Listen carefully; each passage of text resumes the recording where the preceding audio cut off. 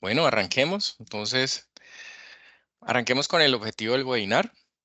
El objetivo es dar a conocer a los administradores, socios, accionistas, representantes legales y revisores fiscales de diversas empresas el nuevo decreto 46 del 24, a través del cual se le da una definición legal a los conflictos de interés y actos de competencia, y se reglamenta parcialmente el numeral 7 del artículo 23 de la Ley 222 de 1995.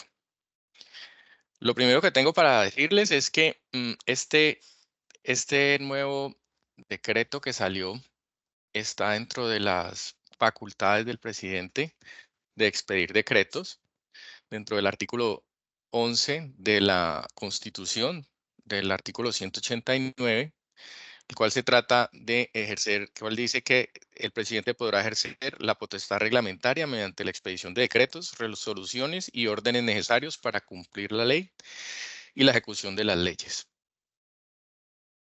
Este decreto es como un compendio de los 12 años de experiencia que tiene la Superintendencia de Sociedades en cuanto a la delegatura de procedimientos mercantiles de los conflictos que han presentado allá los administradores, los socios, los representantes legales y demás ante esa corte societaria que ha dirimido esos conflictos y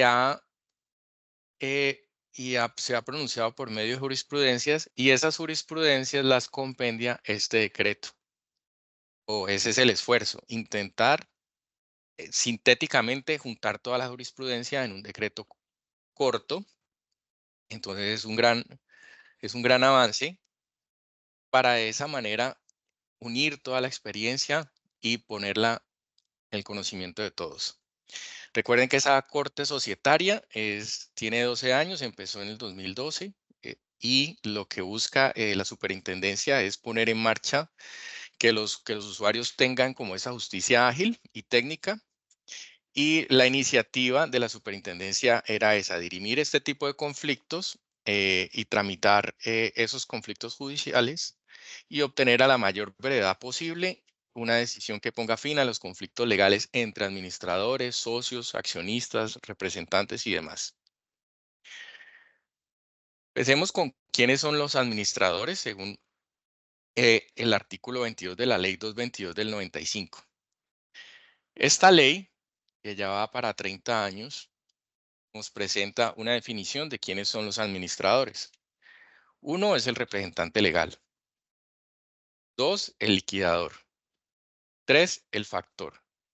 Para aquellos que el término factor se les haga poco extraño, el factor significa ese apoderado, por ejemplo, ese apoderado que recibe poder del representante legal de una sociedad para ejercer las funciones. Y como cuatro, los miembros de la junta directiva, y como cinco, consejo directivo, quienes de acuerdo a los estatutos ejerzan o detenten esas funciones. Quiero que nos detengamos en esta ley 222 para que hagamos una discriminación entre este decreto y esta ley. La ley tiene casi 30 años y viene aplicándose desde hace 30 años. Y la delegatura de asuntos mercantiles tiene 12. Quiere decir que esta ley también tiene una aplicación jurisdiccional en algunos juzgados. Muy pocos. Se ven muy pocas jurisprudencias en el sentido de dirimir conflictos de interés y competencia eh, entre los jueces. Lo que se ve más es en la jurisdicción, en la superintendencia, en esta delegatura.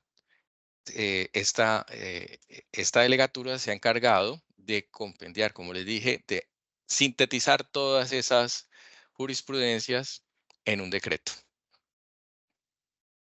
¿Cuáles son los principios y deberes que orientan la conducta de los administradores? La buena fe, la lealtad, y básicamente todos se reúnen en la buena fe. Fíjense que la diligencia de un buen hombre de negocios es un término muy abstracto y muy grande. ¿Cuántas leyes hay en Colombia? Muchas. ¿Cuántas puede conocer un administrador? No todas. Quiere decir que el término de diligencia de un buen hombre de negocios se refiere más que todo a que el hombre de negocios siempre tenga buena fe en los negocios. Este principio es el elemental. Si hay buena fe, hay lealtad. Hay otro término también que es el del el buen hombre de familia. Ese se resumiría en ser buen hombre de familia, pero el buen hombre de negocios no significa que no corra riesgos. Sí los pueda correr. Los riesgos hacen parte de las funciones que corre el hombre de negocios. Pero en esto, los principios y deberes que orientan es el deber de buena fe, siempre y cuando cualquier riesgo se tome de buena fe y se informe, será perfectamente posible. ¿Cuáles son los deberes específicos de los administradores?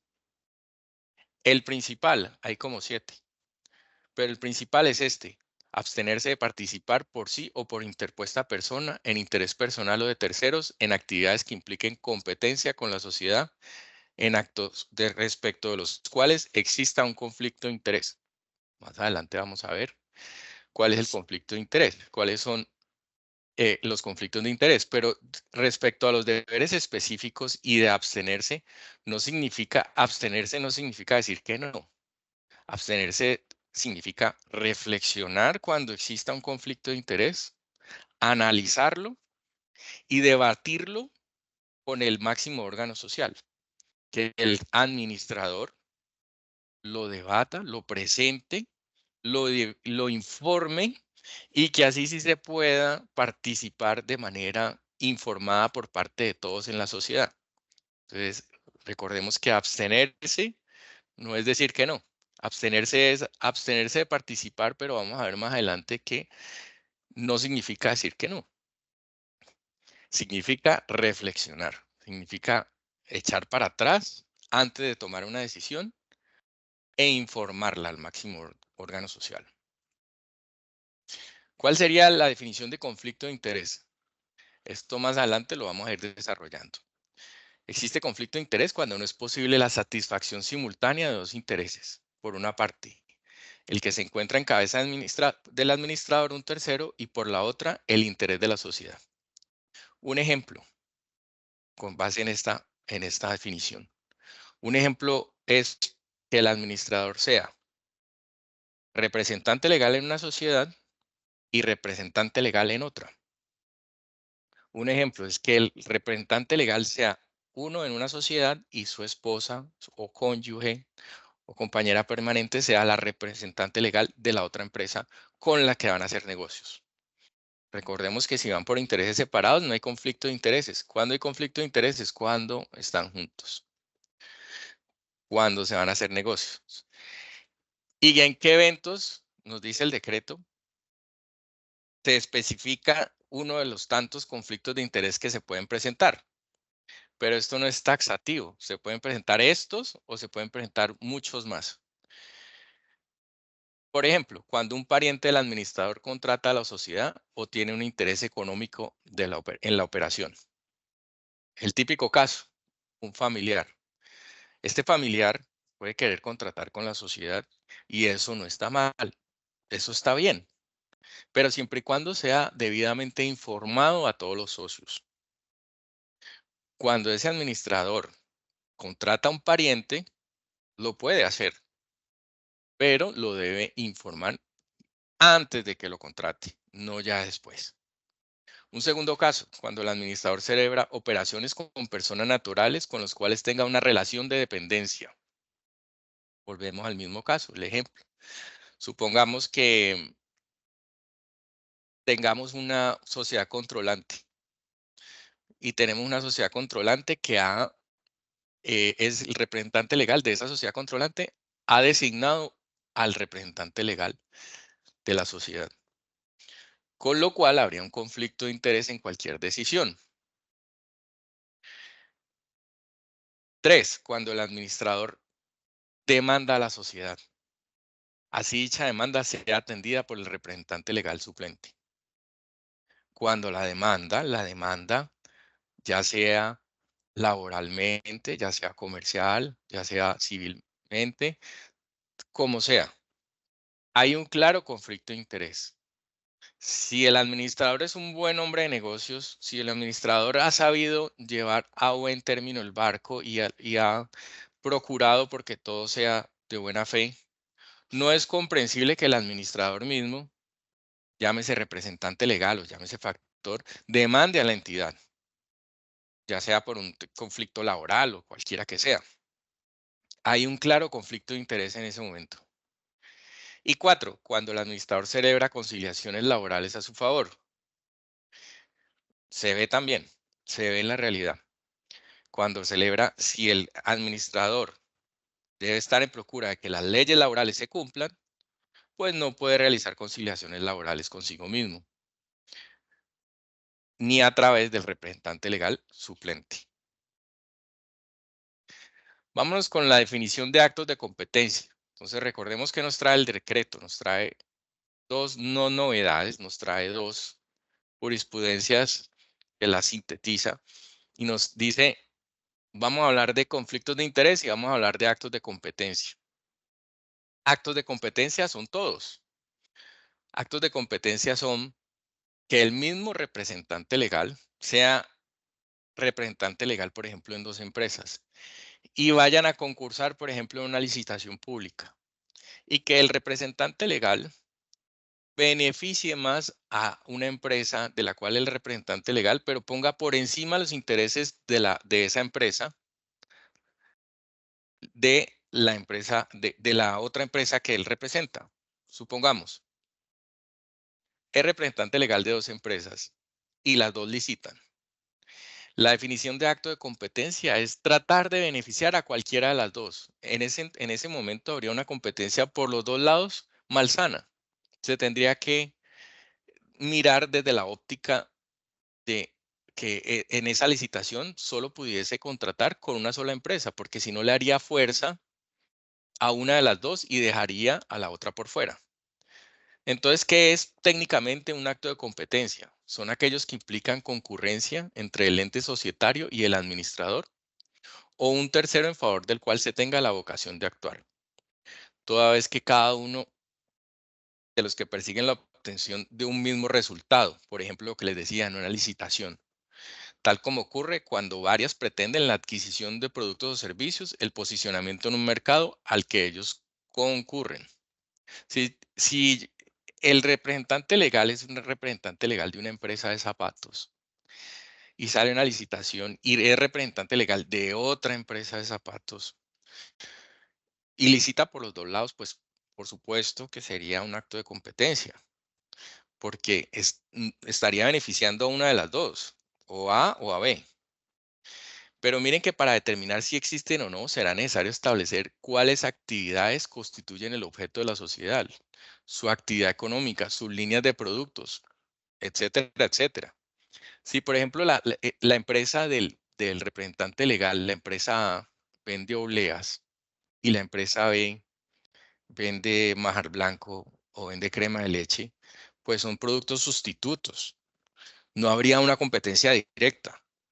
Pero si hay una competencia directa en cuanto a que si la empresa A vende obleas y la empresa B también vende obleas a un menor precio. Entonces, a eso se refiere con la constitución del objeto de la sociedad. El objeto de la sociedad es ese, el objeto es vender obleas. Si el objeto es vender obleas, pues hay una competencia directa si se vende obleas. Pero si se vende otra cosa, es complementario, es sustituto, como en economía. Esta definición enunciativa y no limitativa del conflicto de interés, según este decreto, cuando exista por parte del administrador un interés directo o indirecto que pueda comprometer su criterio o independencia en la toma de decisiones en el mejor interés de la sociedad, en lo relativo a uno o varios actos en los que sea parte esté involucrada la sociedad en la que dicho administrador ejerza sus funciones. Entonces, puede haber un conflicto de interés directo o indirecto y son en los actos o negocios en los que participe el administrador como representante de la sociedad por una parte y por la otra como persona natural o administrador de otra sociedad o terceros. Entonces, volvemos al caso.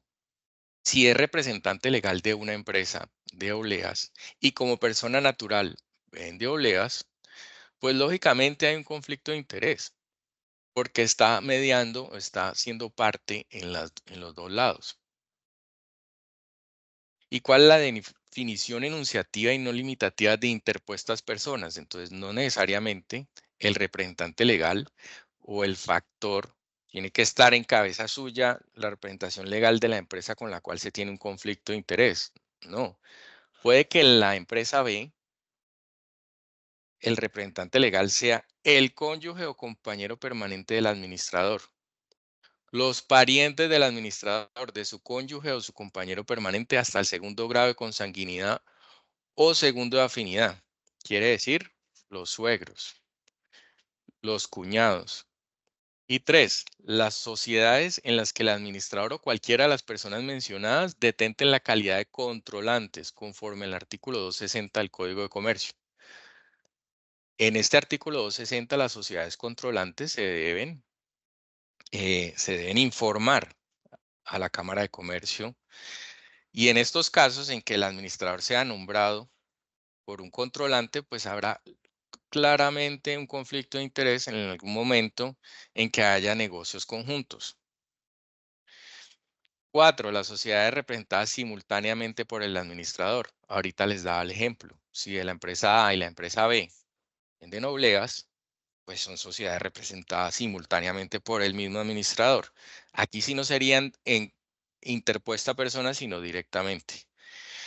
5. Los patrimonios autónomos en los que el administrador o cualquiera de las personas en los numerales sean fideicomitentes o beneficiarios, o ejerzan el control efectivo y o final en el que tengan derecho a gozar y disponer de los activos, beneficios, resultados y utilidades. Y 6. Las personas que ejerzan control directo o indirecto sobre la sociedad en la que el administrador ejerce sus funciones o las subordinadas de dichos controlantes. Estas son las 6 definiciones en las cuales se presenta por interpuestas personas o directamente el conflicto de interés. Vámonos con los revisores fiscales.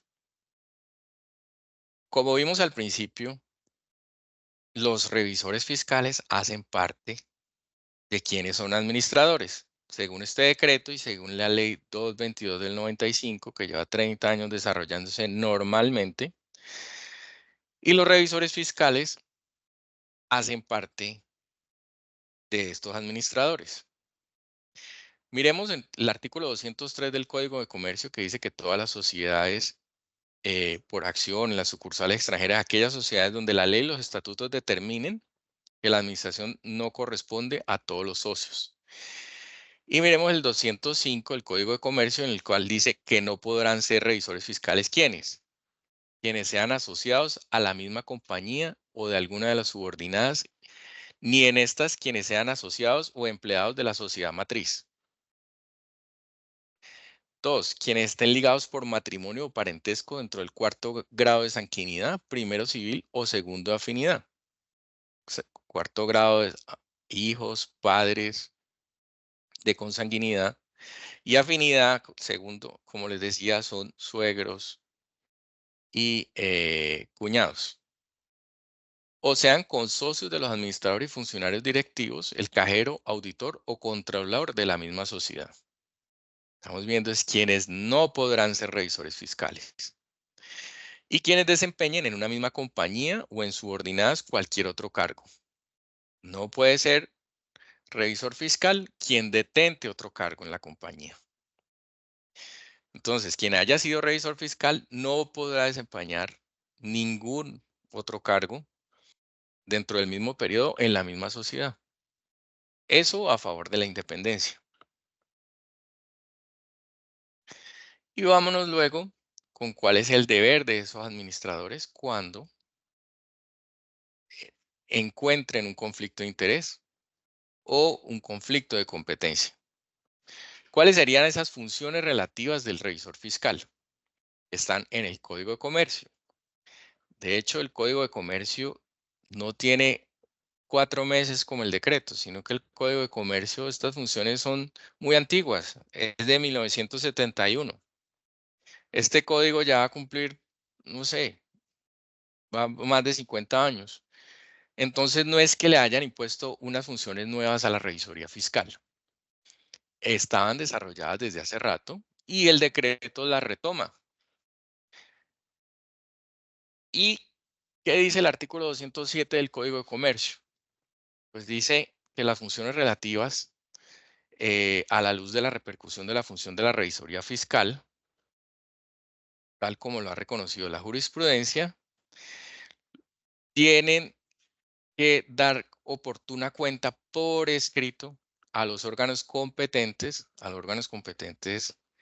según estatutos, y eso ya lo vamos a ver más adelante, de las irregularidades que se presenten en el funcionamiento de la sociedad en las que ejercen sus funciones y en el desarrollo de los negocios, lo que implica velar porque los administradores den estricto cumplimiento de la ley a los estatutos sociales.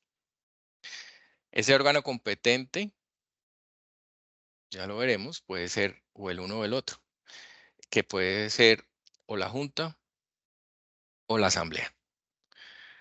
Y ahí volvemos y retomamos al artículo 23 de la Ley 222 del 95, que este decreto se centra es en los artículos del 22 al 27 de este decreto. Y retomamos también que para los revisores fiscales es parte de este artículo 23. Retomamos esta ley hecha por el Congreso que ya lleva 30 años y volvemos a lo mismo. No es una tarea nueva que tienen los representantes legales, sino que es una tarea que tienen desde hace 30 años. Y volvemos al tema de que tienen que abstenerse de participar por sí o por interpuesta persona en interés personal o de terceros en actividades que impliquen competencia con la sociedad o actos respecto de los cuales exista conflicto de intereses, salvo autorización expresa de la Junta o de la Asamblea. Volvemos al tema, abstenerse no significa decir que no. Abstenerse significa revelar el conflicto. Abstenerse significa alzar la mano. En estos casos, el administrador, o sea, el revisor fiscal, suministrará al órgano social, o sea, a quien tenga que decírselo, a la Junta o a la Asamblea, toda la información que sea relevante en esa toma de decisión. Entonces, ¿qué pasaría con un revisor fiscal que encuentre un conflicto de interés o que encuentre un conflicto por competencia? Tiene que revelarlo a la Junta, tiene que inmediatamente convocar, decirle al representante legal que convoque. ¿Cómo convoca? Como digan los estatutos. ¿Cómo, cómo se convoca usualmente? Se convoca a través del representante legal. Si no lo dicen los estatutos, se convoca a través de un aviso en el periódico. Si no lo dicen. Pero inmediatamente el revisor fiscal encuentre un conflicto de interés, su responsabilidad es hacerlo conocer del representante legal para que convoque a la Junta o a la Asamblea y lleven a cabo una, una revisión exhaustiva del conflicto del conflicto de interés o de competencia con información real, veraz y demás.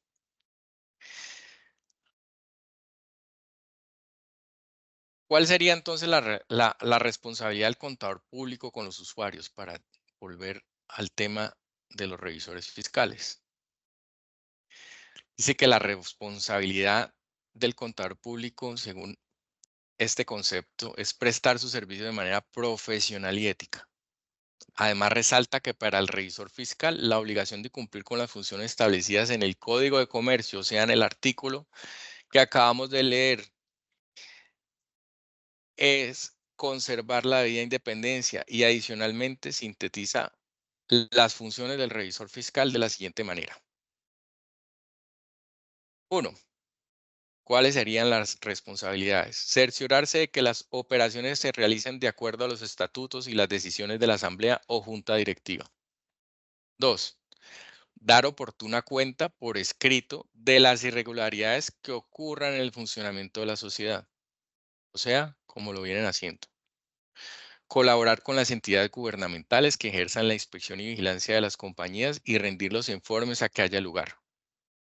Velar porque se lleve regularmente la contabilidad de la sociedad. Inspeccionar los bienes de la sociedad. Impartir las instrucciones, practicar las inspecciones y solicitar los informes que sean necesarios para un control permanente sobre los valores sociales. Autorizar con su firma cualquier balance que se haga con un dictamen correspondiente. Esto no lo puede hacer ninguna otra profesión que no sea un contador. Autorizar con su firma cualquier balance que haga un dictamen correspondiente. Y cumplir las demás atribuciones que señalen las leyes y los estatutos. Además, reportar la unidad de información análisis financiero las operaciones catalogadas como sospechosas. Ese es otro webinar también que los invitamos a que vean, que ya lo hemos dado aquí con anterioridad. Y entonces se preguntarán cuál sería el procedimiento cuando ese revisor fiscal advierte un conflicto de interés, conflicto de competencia. ¿Cuál sería la implementación? ¿Cómo lo haría? Ya dijimos que convocaría una asamblea extraordinaria si lo llegaré a identificar, le diría al representante legal. En esa asamblea extraordinaria les aconsejo que lo pongan como un punto dentro del orden del día, no como proposiciones y varios, sino como un punto dentro del orden del día. Después de que el conflicto de interés se revele, se reconfigura el quórum decisorio, quiere decir que la persona que, que presenta el conflicto de interés debe estar relevada de voto y el quórum se debe dar de otra manera, se debe dar con todos los votos de los socios, a excepción de esa persona que presenta el conflicto de interés, lo cual es lógico. No podría votar para sí mismo para que saliera algo a su, a su favor y, y podría sumarse en los votos, sino que tendrían que excluirlo los socios de esa votación cuando existe el conflicto de interés. Entonces, después de tratarlo dentro del orden del día, tendrían que imprimir el acta, no se les olvide, y firmarla. Recuerden que no solamente deliberar y hablarlo, no solamente de boca, sino que eso debe quedar firmado debidamente por el secretario y por el presidente para que eso quede en firme dentro de la misma asamblea, si es posible. Y entonces nos vamos con los procedimientos. ¿Cuáles serían entonces las funciones de este administrador o este revelador de información cuando encuentra un conflicto de competencia de este revisor fiscal?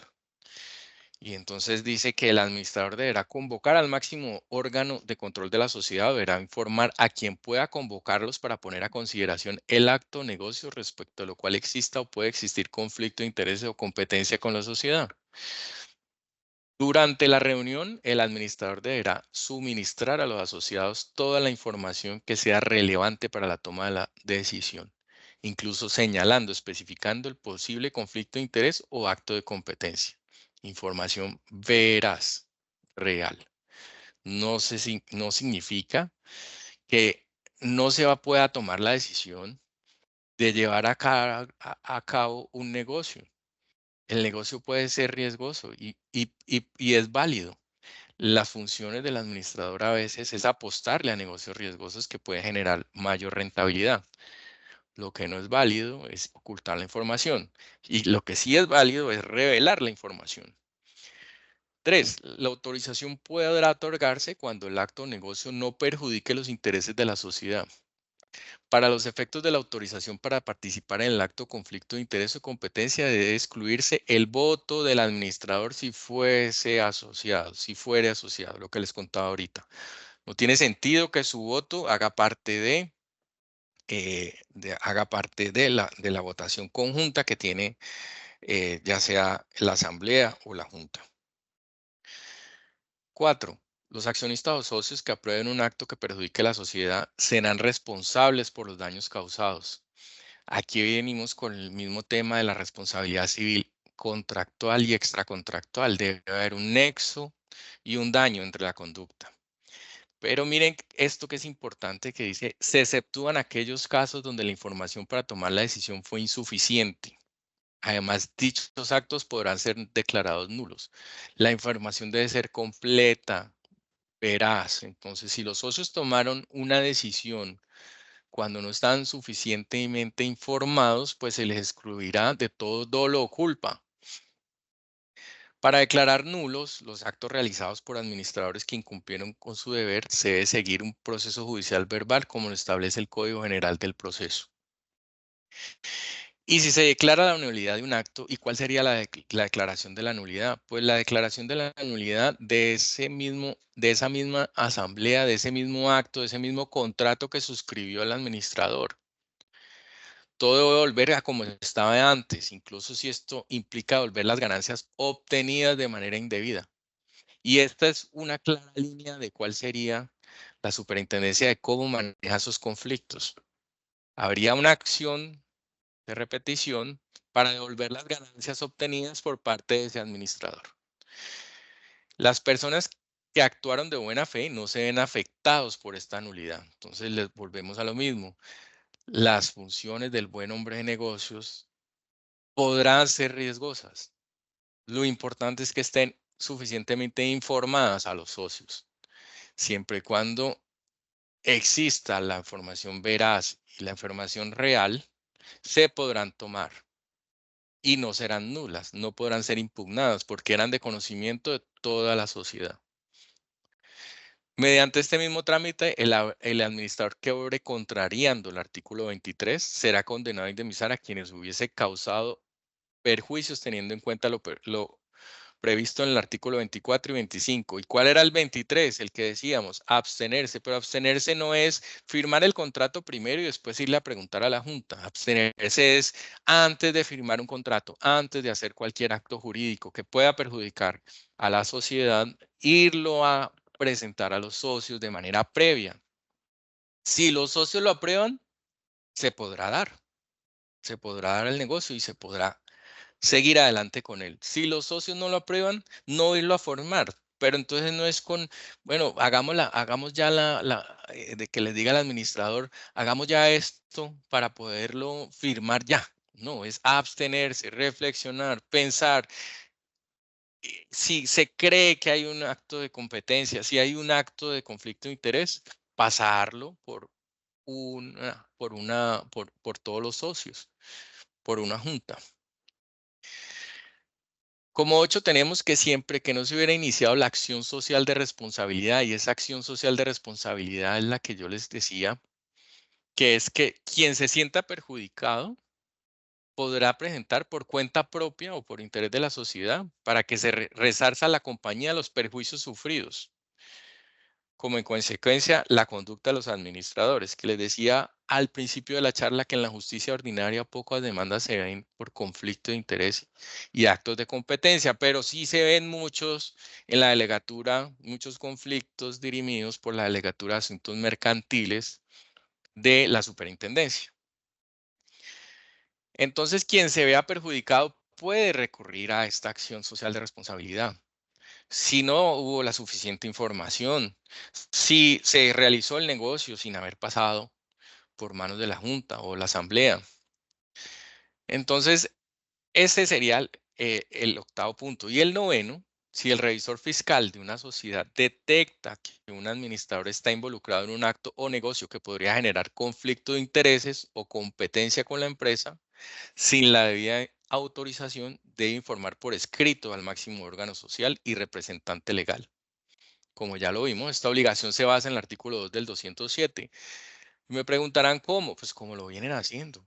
Una nota, una nota, un párrafo, algo donde digan que el administrador está involucrado en un conflicto de interés y una competencia o un acto de competencia con la empresa cuando lo detecten. Cuando detectan que hay un contrato como persona jurídica con un NIT tal y luego con la cédula tal y esa cédula tal corresponde al representante legal de la empresa, pues lógicamente habrá un conflicto. Ese conflicto habrá que escalarlo y habrá que discutirlo en una asamblea o en una junta. Y si no se hizo, pues entonces habrán responsabilidades. ¿Cuál es la función del revisor fiscal? Advertir todo este tipo de conductas en las cuales el administrador está involucrado y en ese acto ha generado un conflicto de interés con la sociedad.